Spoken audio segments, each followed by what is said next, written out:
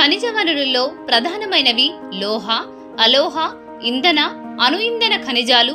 వీటిలోని లోహ ఖనిజాల గురించి తెలుసుకోవడం పోటీ పరీక్షలకు అతి ముఖ్యమైనది. లోహ ఖనిజాలు చాలా రకాలుగా ఉంటాయి. వాటిలో ప్రధానమైన ఇనుప ధాతువు గురించి తెలుసుకుందాం. ఇనుప ధాతువు ఆధునిక నాగరికతకు వెన్నెముక లాంటిది ఇనుము. ఇది ఎక్కువగా ఆక్సైడ్ రూపంలో లభ్యమవుతుంది. ప్రపంచవ్యాప్తంగా ఇనుము ఉత్పత్తిలో ఆస్ట్రేలియా, బ్రెజిల్, చైనా, భారత్ వరుసగా 4 స్థానాలలో ఉన్నాయి. భారతదేశం నుండి ఇనుప ఖనిజాన్ని ఎక్కువగా దిగుమతి చేసుకుంటున్న దేశం జపాన్. 1904లో మొదట ఇనుప గనిని జార్ఖండ్లోని సింగ్బాంలో కనుగొన్నారు. దేశంలో ఇనుప నిల్వలు ఎక్కువగా ఉన్న రాష్ట్రము జార్ఖండ్.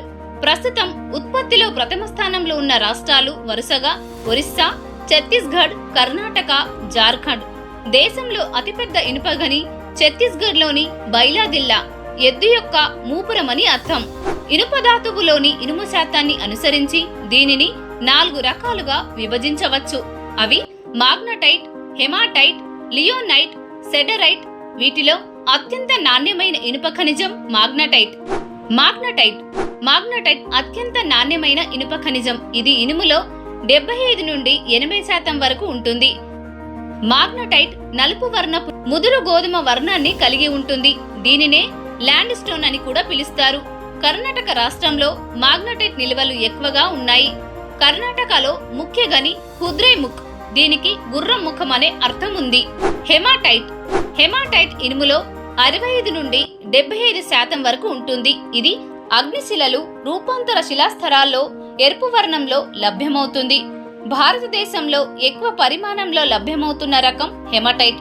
పరిశ్రమలలో ఎక్కువగా హెమాటైట్ ను ఉపయోగిస్తారు. అందుకే దీనిని ఇండస్ట్రియల్ ఐరన్ ఓర్ అంటారు.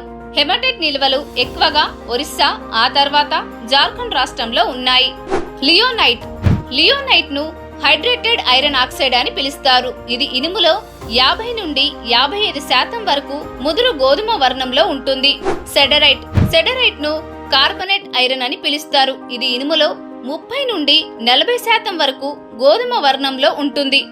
తెలంగాణలో ఇనుప గనులు భద్రాద్రి కొత్తగూడెం, కరీంనగర్, వరంగల్, ఆదిలాబాద్ జిల్లాలో ఉన్నాయి.